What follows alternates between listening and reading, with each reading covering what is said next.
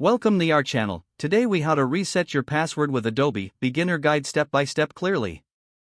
To reset your password with Adobe, start by opening your web browser. Go to the Adobe website. Locate and click on the Sign In option at the top right corner of the page. In the Sign In section, you will see an option that says Forgot Password. Click on the Forgot Password link. You will be directed to a new page asking for your Adobe ID. Enter your Adobe ID in the provided field. Click on the Continue button. Next, check your email inbox for a message from Adobe. If you don't see the email, check your spam or junk folder. Open the email and look for a link to reset your password. Click on the Password Reset link.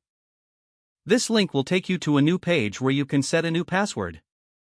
Choose a strong password that meets Adobe's security requirements. Enter your new password in the specified field.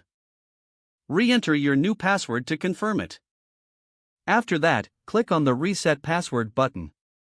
Once your password is successfully reset, you will see a confirmation message.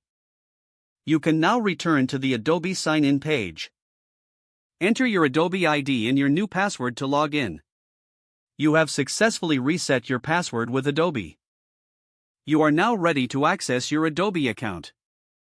If the page does not load, refresh the browser or try again in a private or incognito window.